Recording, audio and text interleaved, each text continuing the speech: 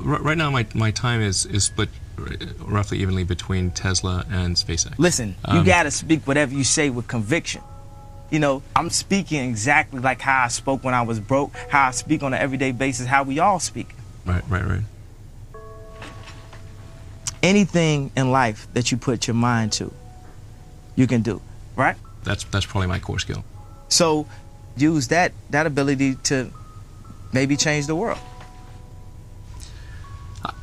Yeah, I would like to at some point, but it's I've got my kids as well, and you got to take advantage of this.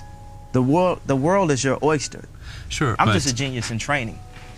Well, success for me for Tesla is that we've accelerated the advent of electric cars by at least 5 years. So that should be. Drug dealing just to get by. Stack your money till it gets sky high. We wasn't supposed to make it past 25. Joke's on you, we still alive. Throw your hands up in the sky and say, we don't care what people say. Right. You know? Yeah, exactly. I wrote that just now. Sure.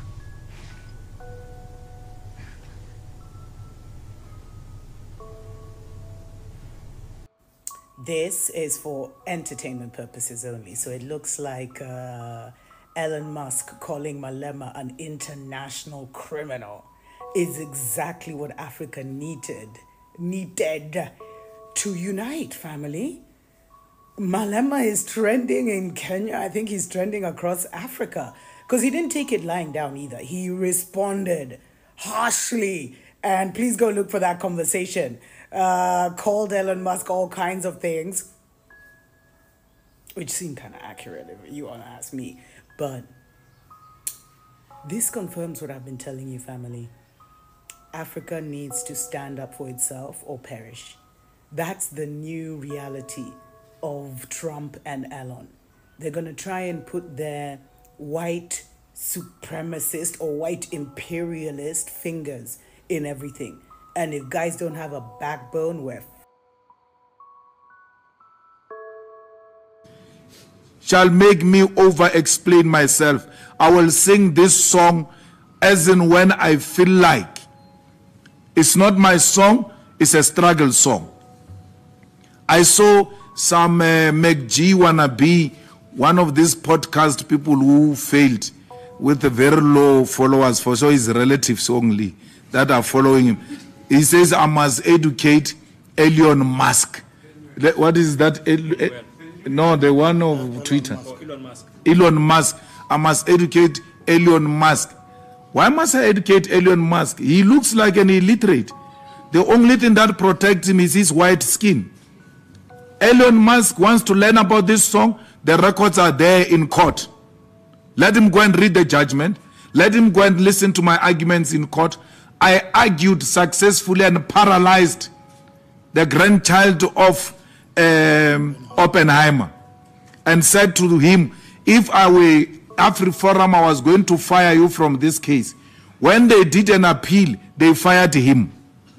In line with what I said. I said, you are the most stupid lawyer I've ever met. If I was your client, I would have fired you. He was fired. So what a failed a podcast, this unemployed, lack of creative people who go and just take cameras and then do flopped podcasts, imitating McG, faking it. McG is still going to outshine them because of their fraudulent mentality. Copycats. Says I must educate Elon Musk. Refer Elon Musk to YouTube. There is a full clip of the court appearance on that matter, where it was canvassed in a neutral court of law and a judgment was made. This matter is closed. We have no time for nonsense. Good morning, good evening, and good afternoon, where you are. So I have a question for you. My question is about morality. Who do you think writes the law of morality? And can something be right in one country and be wrong in another? Or can I say that we have characters such as Nelson Mandela, right? Nelson Mandela is loved by almost everyone in the whole world, you know. If you go to Pakistan, they'll tell you they love and they know Nelson Mandela. You go to India, likewise. You go anywhere, they know him and they love him, you know.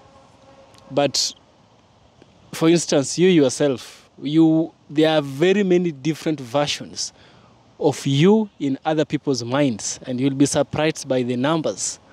It's not upon you to come up and you start living those versions that people have of you in their minds. It's upon you to live on your true version, your version 1.0, you know. Because if you don't know who you are, I always say the chances of becoming who you are not are often very high. You know, many people don't realize the importance of identity, the importance of knowing thyself. I'm saying this because one of our very own son, a son of Africa, a child from South Africa, I shouldn't be really calling him a child because he's like my father, but he's a child of Africa.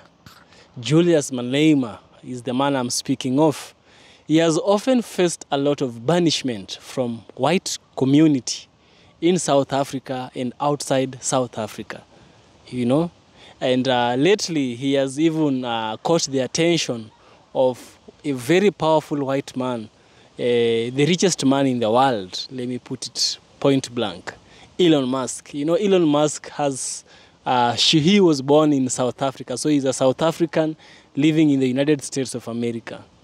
And since Julius Malema is always speaking about the atrocities that the white community in South Africa has done against the white people, it's logical. It makes sense that Julius Malema, that also Elon Musk, would be against his opinions, you know, his movement. It's no surprise, you know. The problem comes in when he starts influencing the rest of the world in tarnishing the image of Africans, you know. He now called Julius Malema an international terrorist. Come on, that's a very big name to call someone who's been fighting for the rights of Africans. You see, he's rich, he's controlling the politics of USA, and now he wants to control Africans. I don't think he'll make it. Here is a sample of a video where people are discussing how it happened. You know, he tweeted on Twitter. And let's watch these videos, get some information, and then I shall get back. I shall also share with you my deep critical analysis. Now, let's dive in without further ado. Elon Musk. What is that? No, the one of Twitter. Elon Musk. I must educate Elon Musk. Why must I educate Elon Musk? He looks like an illiterate. The only thing that protects him is his white skin. Elon Musk took to X, formerly Twitter, on Sunday to post a bold and controversial statement demanding immediate sanctions for Malema and the declaration of him as an international criminal. The post ignited a firestorm of reactions, with economic freedom fighters, EFF, leader Julius Malema delivering a scathing response that has left many stunned. Malema did not hold back, firing back at Musk with a blistering retort on his X account. He labelled Musk a typical spoiled brat and a direct beneficiary of apartheid whiteness. His response was as sharp as it was defiant. "I know black people look the same to you, typical racist. Look closer and you will realise those are two different people. America is exposing us to its stupidity. I don't care about your sanctions. I will never stop fighting for black people to be equal to white people. And if that makes me an international criminal, I am proud to be one." The EFF quickly jumped to Malema's defence, releasing a blistering statement in response to Musk's remarks. The party dismissed Musk's call for sanctions as part of a broader pattern of hysteria in the United States, and accused him of meddling in global politics despite being nothing more than a businessman.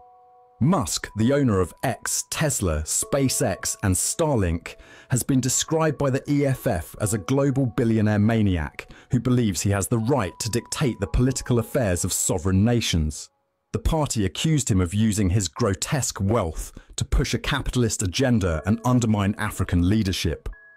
In their statement, The EFF condemned the characterization of Malema as genocidal, calling it a deliberate distortion meant to discredit his fight against Western imperialism. The misconception and mischaracterization of the president of the EFF as genocidal is a sideshow that seeks to undermine the ideas which he represents, the party stated. The EFF further accused Musk of being part of a global capitalist network that seeks to silence voices advocating for economic liberation in Africa. The party made it clear that it would not be intimidated by Musk or his allies, particularly right-wing groups in South Africa. In a direct rebuke, the EFF did not mince words. The party told Musk and his supporters to collectively go to hell and reiterated its stance on radical economic transformation, particularly land expropriation without compensation. The EFF also issued a stern warning regarding Musk's business interests in South Africa.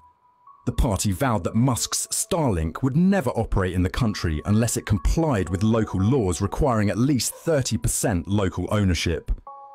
The EFF denounced Musk's alleged interference in South African affairs, labelling him an imperialist seeking to destabilise the country's economic and political sovereignty. The party called on progressive nations, including Russia, China, India and other African states, to reject Musk's enterprises, accusing him of weaponising his influence for personal gain. Elon Musk has captured the presidency of the USA and has weaponized his office as an instrument to pursue his business interests globally, the statement declared, urging nations to push back against Musk's nefarious influence. The EFF concluded by reaffirming its commitment to resisting imperialist forces, warning that it would never submit to pressure from figures like Musk. The EFF will not be cowed into submission, retreat, nor capitulation from its principled and unwavering commitment to confront imperialism and its surrogates like Elon Musk anywhere and everywhere it raises its ugly head, the statement read. Musk's comments come amid heightened tensions between South Africa and the United States, particularly following remarks by former US President Donald Trump. On February the 3rd, Trump threatened to cut funding to South Africa, citing concerns over land expropriation policies. He alleged, without evidence, that the South African government was illegally confiscating land from certain groups, calling it a massive human rights violation. South Africa is confiscating land and treating certain classes of people very badly. It is a bad situation that the radical left media doesn't want to so much as mention. A massive human rights violation, at a minimum, is happening for all to see, Trump posted on Truth Social. He went further, declaring, "The United States won't stand for it, we will act. Also, I will be cutting off all future funding to South Africa until a full investigation of this situation has been completed." The controversy stems from a new law signed by South African President Cyril Ramaphosa, aimed at addressing historic racial disparities in land ownership. The legislation seeks to accelerate land redistribution efforts, which have been a contentious issue since the end of apartheid in 1994. In response to Trump's comments, Ramaphosa firmly defended his government's policies, emphasizing that South Africa remains a democratic nation governed by the rule of law. The economic freedom fighter says it's not bothered by a call by Elon Musk to have Julius Malema declared an international criminal. The EFF national spokesperson is now Tambo, joining us now for a response to Elon Musk's comments. And Mr. Tambo, good evening to you. Thanks for your time. A very strongly worded statement by the EFF, and you add to that the earlier response by the leader of the EFF on the X platform. What, in a nutshell, is the EFF's understanding of where these attacks are coming from and what brings them about? Look, Paul, I think you're raising a much higher level of conversation around what Elon Musk is doing, because as the EFF, we think that this is primarily sourced at the South Africans' position against apartheid Israel's genocide against Palestinian people. And that is what we have assessed this to be. So South Africa has taken Israel to the International Criminal Court. The National Assembly, the Sixth National Assembly, has resolved to expel the Israeli embassy from South Africa and cut all diplomatic ties with Israel. And we think that this is just a culmination of all of those resolutions, and they are trying to hide behind a question that is not based on reality of Afrikaner people being treated with a sense of genocide or being ill-treated in South Africa. So the declaration by Elon Musk that the president of the EFF is an international criminal who must be declared an international criminal is something that doesn't faze us. It's just a culmination of the U.S. foreign policy position that seeks to punish us for our position on Israel, but is seeking reasons otherwise to do so. Yeah.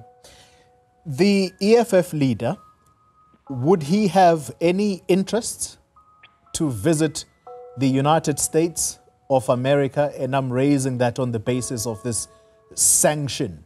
He ought to be sanctioned, and add to that that he be declared an international criminal. Would that have been part of his itinerary at any point to want to visit America? Or for him, this is simply one of those non-issues? Look, the president of the EFF has been declared persona non grata before he formed the EFF. While he was the president of the Youth League, he has always been someone who has been a thorn in people's sides. So for Elon Musk to declare the EFF president as an international criminal is nothing that surprises us. We had no intention to go to the United States of America to explain anything, because we knew that the country is now under the custodianship of a maniac. And that maniac is trying to assert his authority by using sanctions and cutting of foreign aid as a mechanism to determine domestic policy, economic and political, of different nations. And everyone is rejecting him. And the president of the EFF has just become part and parcel of the policy resolutions of the president of the United States and the Department of Government Efficiency, which is led by Elon Musk, to cut off financial aid to countries that are not aligned to the foreign policy of Donald Trump. So, of course, the EFF is not aligned to the foreign policy of Donald Trump. So we have no intention to go and canvass our perspectives in the United States of America.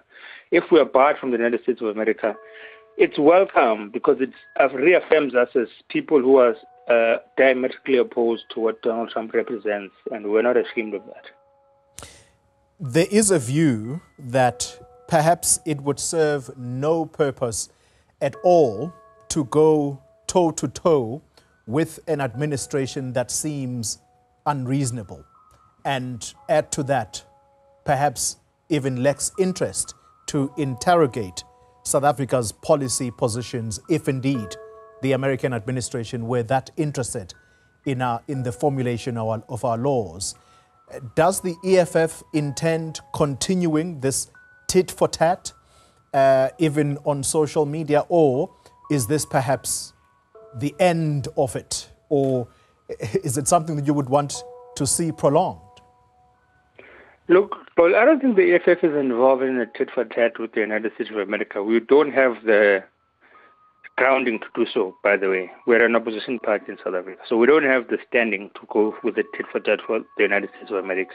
The fact that the United States of America has come for the EFF should be quite telling, because we don't have any political or governance standing to speak against what the United States of America does or its relations with the state of South Africa, the Republic of South Africa. But what we're saying is that currently, as things stand, we think that the United States of America under Donald Trump does not have positive relations with any country. And they are going down a very slippery slope that is going to isolate everyone, because their position or their approach to trade relations, to diplomatic and economic relations with all nations is that this is what the United States is saying: you either succumb or you get sanctioned.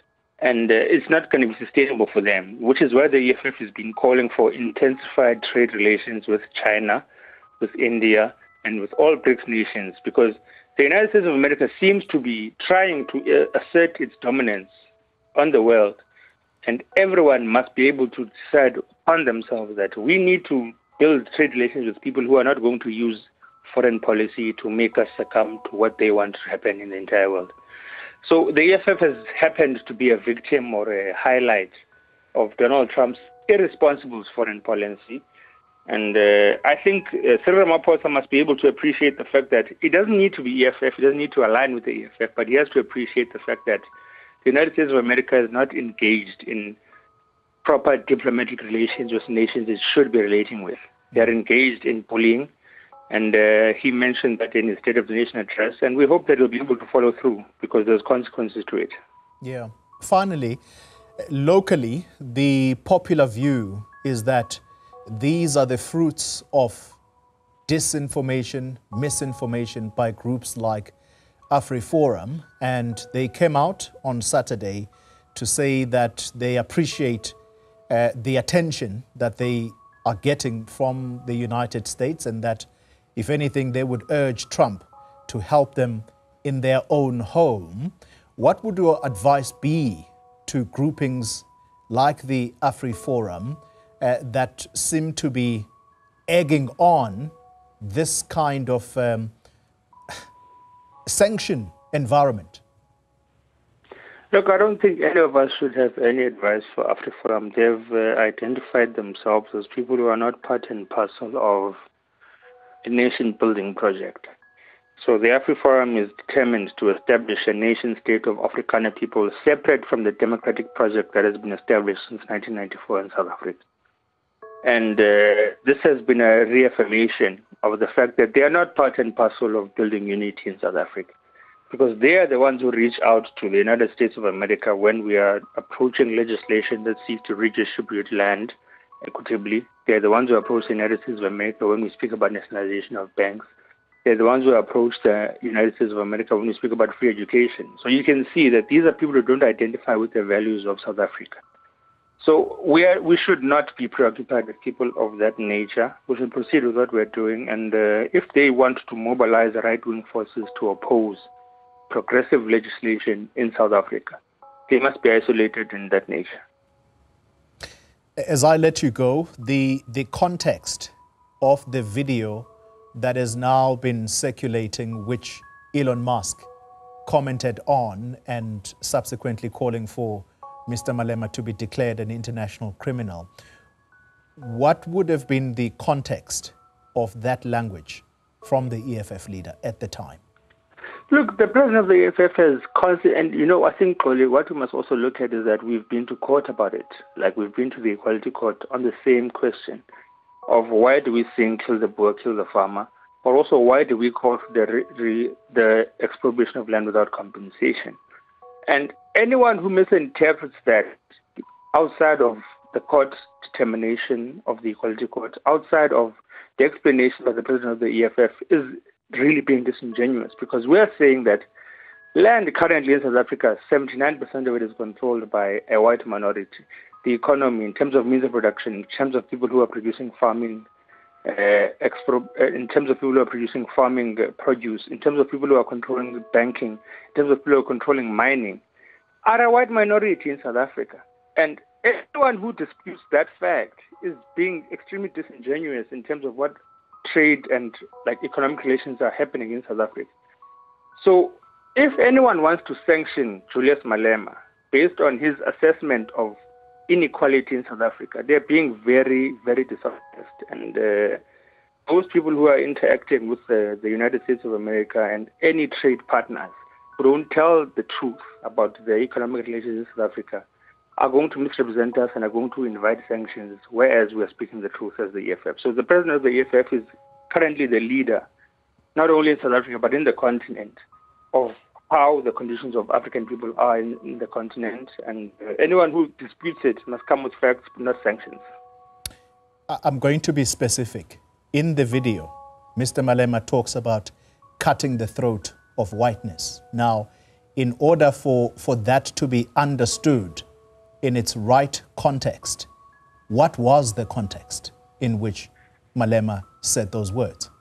Julius Malema was speaking about Athol Trollip in Nelson Mandela Bay. Athol Trollip was the mayor of Nelson Mandela Bay at the time. And when we spoke about cutting the throat of whiteness, we're not talking about the cutting of the throat of an individual. We were talking about cutting the throat of the arrogance of the DA, because if we remember, the DA's co-governance policy was undermining of its co-governance partners at the time. So we had elected the Democratic Alliance into governance in the Nelson Mandela Bay, into Tshwane, and into Johannesburg. But their relations with their co-governance partners were undermining. So when we said cutting the throat of whiteness, we were talking about cutting the sense of arrogance and sense of entitlement, of that they are entitled to govern regardless of whoever says what. So when Julius Malema says that we're going to cut the throat of whiteness, he was saying that we're going to undermine the sense of authority that is seemingly predetermined by the Democratic Alliance. And this has been explained, but also because this was accepted by court, that when we speak about cutting throats of whiteness, kill the Boer, kill the farmer, speaking in a metaphorical sense. Now, one thing that I have learned from all this is that Africans should be the ones to tell their own story in their own way. You know, if we start letting these outsiders influence our own history, and if we start letting them influence our, what we think is right, what we think is wrong, then we won't have ourselves deciding for ourselves. We will have them deciding for us. And it's very bad when someone else is deciding for you as a country, We saw that in Kenya, and we saw the result of what happened. The IMF decided to make decisions on behalf of the Kenyan government, but it wasn't taken well by the young people in Kenya, right? Now, what follows is that Julius Malema is a man who's been frankly speaking for the rights of black people all over his life. He's been a member of the ANC, African National Congress, the very party that saw the first black president coming from.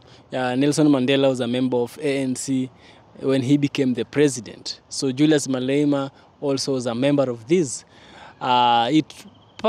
Sometimes passed, and he realized that the ANC might have changed from its original,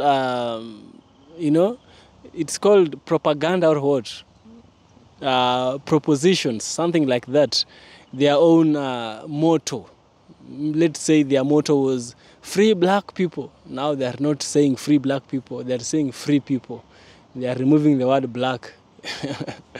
That was just an example. So he decided to form his own party.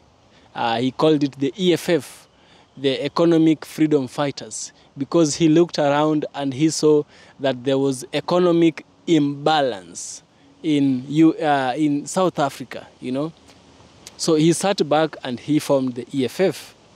Now, the EFF has always been of equality. The ways of Julius Malema might be not normal to what we are used to, but they're not bad. According to my opinion, they are not bad. They are necessary. As long as no person is hurt, as long as no person is affected, I can say that, okay, let people live in peace. Let people live in accordance of how we would want them to live with us as well. You see, Julius Malema is not against white people. Julius Malema is against the activities some of the white people are doing to oppress blacks. That is what he's against. But once we understand this, we should know that the words of Elon Musk doesn't really matter. Just because he has money and he has all the money in the world, it's logical and it's easy for him to influence the minds of so many. But for us Africans, let's protect our very own Julius Malema for the things he's done for our country.